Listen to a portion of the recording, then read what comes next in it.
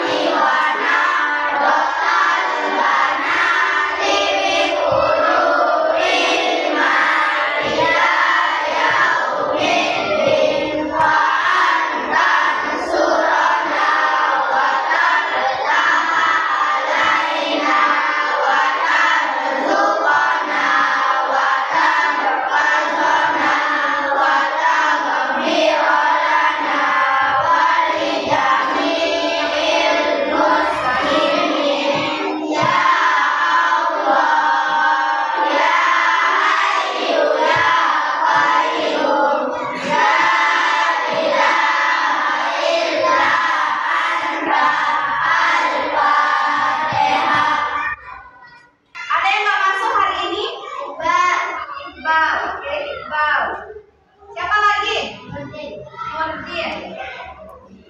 Oke, cuma itu aja.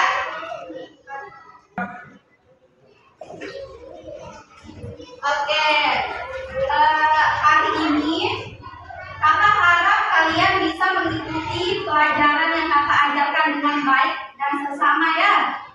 Jadinya kakak mohon kerjasamanya untuk hari ini. Oke, sebelum kita lanjut ke pelajaran, nah pelajaran kita hari ini itu tentang norma dalam kehidupanku. Tapi untuk lebih jelasnya, sebelum kakak jelaskan tentang norma, sekarang kakak akan tampilkan video dulu. Nanti disimak videonya, nanti kakak akan tanyakan kepada kalian berdasarkan video yang sudah ditonton ya. Oke, sekarang disimak videonya baik-baik ya.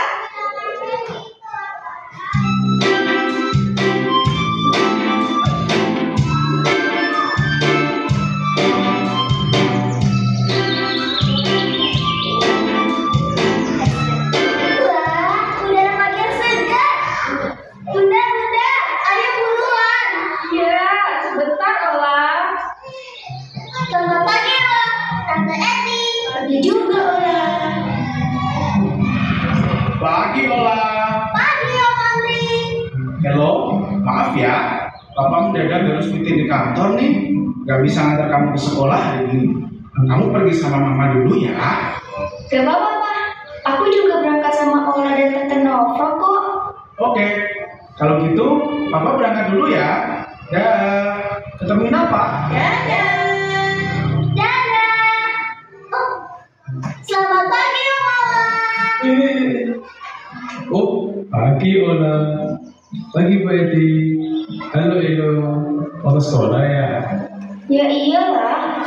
Masa Om Ola gak lihat aku udah pakai seragam? Gak boleh gitu. Kalau Wawan, Aduh. Tunggu. Ola, yuk pamitan dulu sama Om Wawan. Ola berangkat sekolah dulu ya Om. Dadah. Dadah Om Wawan.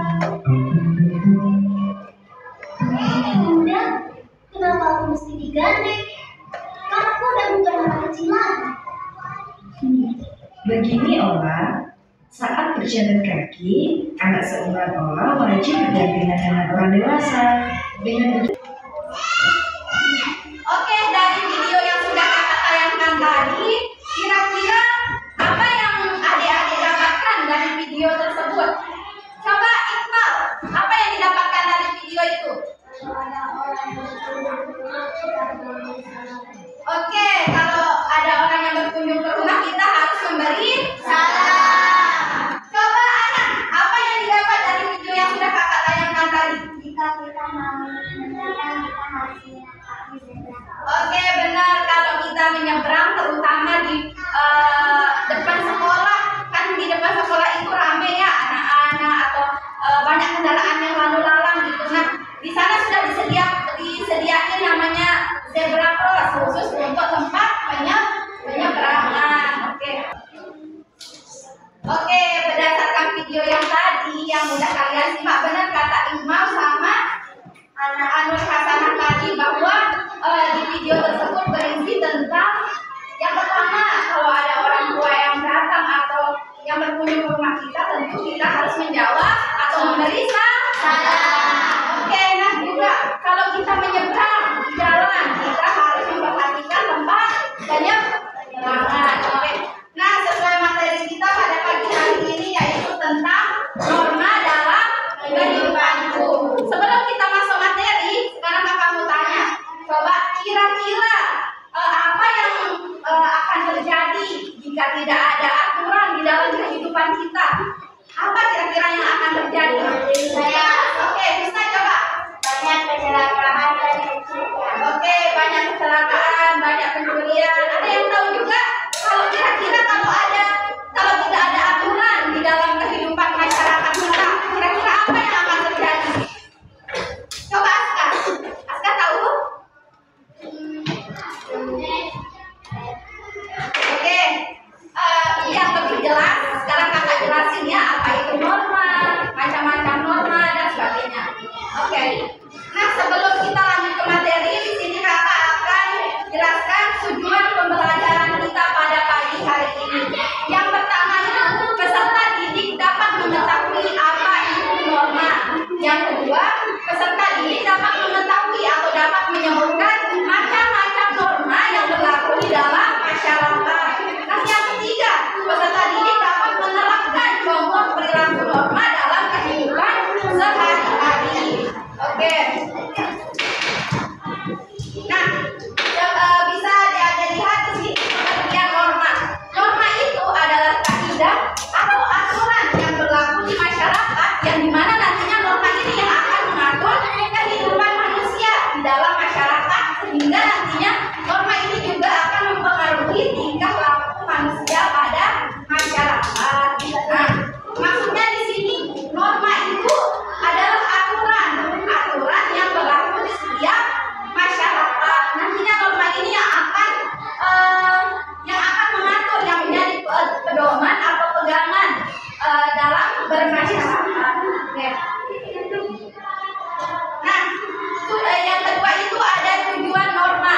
Tentu tujuan norma di sini yaitu untuk mengatur masyarakat supaya hidup tentram, tertib serta adil. Oke.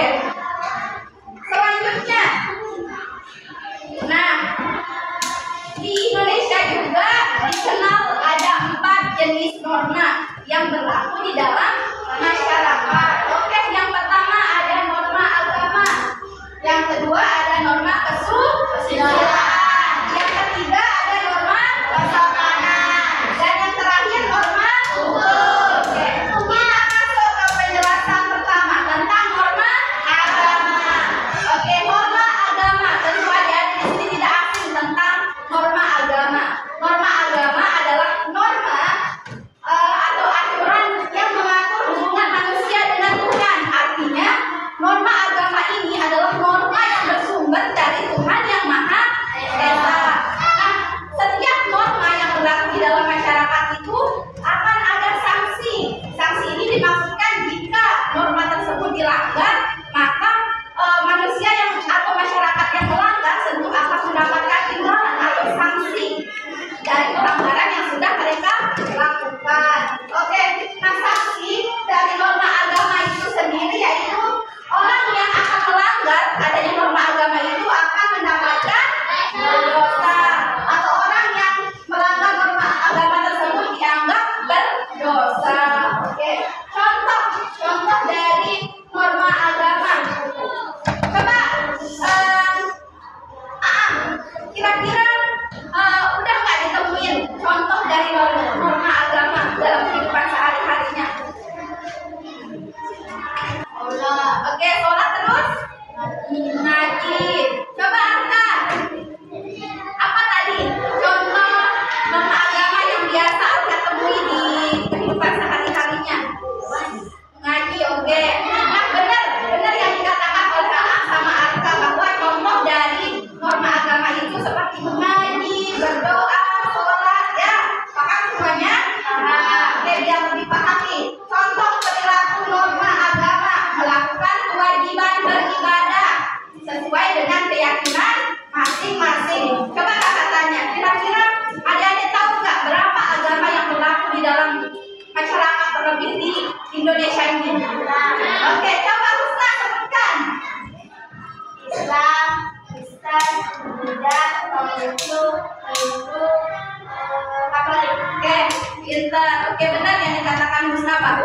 agama di Indonesia itu sudah ditetapkan banyaknya itu ada 6 agama. Oke, nah maksudnya di sini melakukan kewajiban beribadah sesuai dengan agamanya masing-masing. Walaupun kita itu beda agama, dalam melakukan kewajiban beribadah kita harus tetap saling menghormati. Nah yang kedua, saling mengasihi dan tidak menyakiti. Nah sama kayak yang tadi, bahwa jika kita memiliki teman atau keluarga yang beda agama, kita tidak boleh saling menyakiti, kita harus saling menghormati dan menyayangi. Oke. Yang ketiga, saling menghormati dan menghargai antar pemeluk agama lain. Oke, di poin yang ketiga ini sama semuanya, bahwa jika kita memiliki teman atau keluarga yang beda agama, kita tidak boleh saling menyakiti. Kita harus saling gandeng, kita harus saling memperingati dalam kebaikan. Oke, yang kedua ada norma kesusilaan. Oke. Norma kesusilaan adalah norma yang bersumber dari hati nurani manusia atau petunjuk hidup yang bersumber dari hati nurani dan akhlak manusia. Nah, sanksi ketika kita melanggar norma kesusilaan ini yaitu ada tekanan batin, merasa malu dan penyesalan. Oke. Contohnya, kira-kira apa contoh dari penerapan norma kesusilaan ini yang biasa kalian temui dalam kehidupan sehari-hari? Menolong teman yang sedang kesusahan. Oke, apa juga selain itu? Menjenguk teman yang sakit. Oke, benar. Nah, bahwa contoh dari perilaku norma kesusilaan itu yang dikatakan Rusna tadi, jika ada teman yang minta bantuan atau ada teman yang kesusahan, kita harus menolongnya gitu. Nah, terus jika teman kita sakit, kita berkewajiban untuk menjenguknya. Oke, lanjut. Materi ketiga, norma kesopanan adalah norma yang didasarkan pada kebiasaan masyarakat yang dianggap baik tentang attitude, tentang sikap ataupun perilaku kita terhadap orang lain. Nah, sanksi ketika kita melanggar norma kesopanan ini yaitu mendapat teguran dan mendapat celaan atau ejekan dari orang lain. Nah, contohnya itu pertama, mencium tangan guru. Nah, wajib bagi kalian jika kalian menemukan guru kalian misal di jalan, wajib kalian untuk mencium tangannya. Oke. Yang kedua, mengantri ini biasanya berlaku di tempat umum. Kewajiban mengantri harus dilakukan supaya hidup tertib. Nah, yang ketiga, tidak mencela pembicaraan. Jika teman kalian bicara, terlebih orang yang dewasa lagi berbicara, tidak boleh kalian menyela, tidak boleh kalian memotong pembicaraan orang tersebut. Paham? Oke, yang terakhir itu ada norma hukum. Nah, norma hukum adalah aturan yang berisi perintah atau larangan yang mengatur tata tertib dalam suatu masyarakat atau negara. Nah, aksi ketika kita melanggar norma hukum ini, yang pertama itu denda. Denda itu sanksi terkecilnya.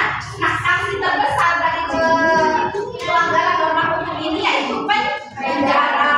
Nah, bahwa nantinya kalau ada yang melanggar norma hukum ini, maka dia akan mendapatkan denda. Ataupun nanti kalau besar pelanggaran yang dia lakukan, nanti dia bisa masuk penjara. Oke. Contoh perilaku norma hukum. Yang pertama itu tidak mencuri. Oke, kita tidak boleh mencuri. Jika kita mencuri, maka yang tadi sanksinya itu denda sama penjara. Oke, yang kedua, kita harus mematuhi lalu lintas. Nah, seperti menggunakan helm saat berkendara, membawa SIM, STNK. Intinya kelengkapan berkendara itu kita harus bawa setiap kita berkendara atau perjalanan jauh. Yang ketiga, membayar pajak. Oke, biar adik-adik lebih paham tentang materi yang kakak berikan tadi, sekarang kakak akan membagikan kalian LKPD, lembar kerja peserta didik. Nah, yang dimana di sini LKPD ini ada petunjuk kerjanya. Di sini adik-adik bisa jawab dulu pertanyaan yang sudah tersedia di lembar LKPD ini. Nanti setelah dijawab dijawab, nanti tinggal digunting karena judul dari LKPD ini yaitu norma oktopus. Kita akan membuat oktopus melalui penerapan norma dalam kehidupan sehari-hari. Oke. Oh ya, sebelum itu kakak mau kalian duduk bersama teman kelompoknya dulu.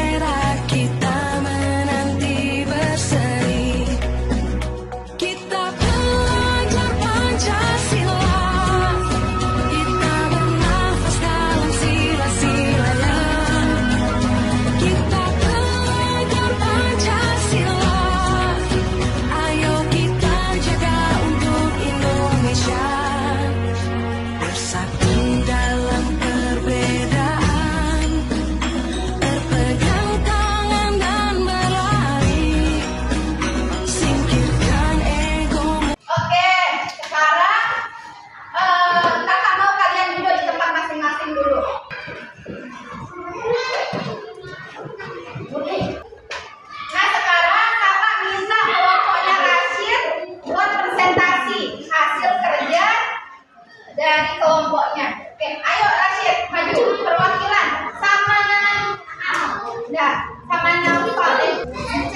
Mana oktopusnya di bawah?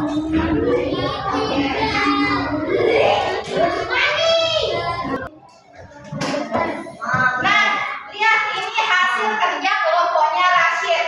Nanti semuanya bisa dipelajari juga ya, anunya itu soal-soal yang ada di oktopusnya nanti ya.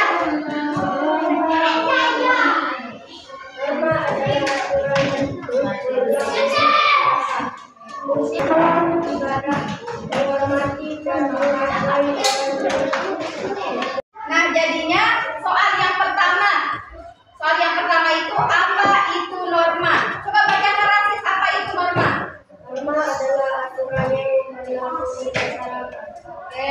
Nah, yang kedua, apa fungsi norma? Fungsi norma adalah mengatur masyarakat kehidupan bermasyarakat. Oke, mengatur masyarakat dalam kehidupan bermasyarakat. Terus soal yang ketiga, sebutkan macam-macam norma yang berlaku di Indonesia. Coba sebutkan. Norma agama, norma kesusilaan, norma kesopanan, Terus apa saja contoh penerapan dari norma agama? Coba sebutkan. kewajiban menjalani ibadah, Terus. menghormati dan menghargai orang yang berbeda agama. Oke, soal yang kelima, apa saja contoh dari penerapan norma kesopanan? Menghormati orang yang lebih tua, mengucapkan salam jika bertemu dulu, Oke, yang terakhir, apa saja contoh penerapan norma kesusilaan? menjenguk teman yang lagi sakit, menolong teman yang kesusahan. Oke, terima kasih. Saya ucapkan kepada Rashid. Beri tepuk tangan dulu buat kelompoknya Rashid. Oke, nah itu tadi lembar kerja peserta didik atau LKPD yang sudah dikerjakan oleh masing-masing kelompok. Kakak ucapkan terima kasih atas partisipasi ke semua kelompok sehingga hasil kerjanya itu maksimal, lumayan maksimal ya. Nah, setelah itu sekarang kakak akan membagikan lembar evaluasi, yang dimana lembar evaluasi ini bertujuan supaya kakak mengetahui sejauh mana pengetahuan adik-adik tentang materi yang sudah kakak berikan tadi dari awal sampai terakhir ya. Oke, sekarang kakak bagikan lembar evaluasinya.